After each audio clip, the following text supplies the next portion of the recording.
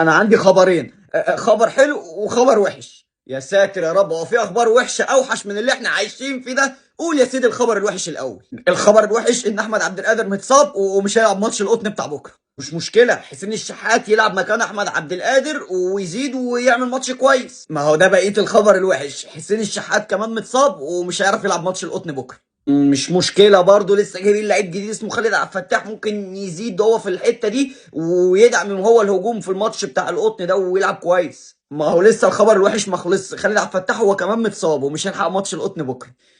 مش مشكله، ممكن عمرو السولية يزيد هو في الحته دي وهو بيعرف يشوط كويس وبيباصي كويس ويلحق ماتش القطن. هو دي اخر حاجه بقى في الخبر الوحش الصراحه، السولية هو كمان متصاب ومش هيعرف يلعب ماتش القطن بكره. كل ده خبر واحد وحش، كل ده خبر واحد وحش. طب فين بقى الاخبار الحلوه؟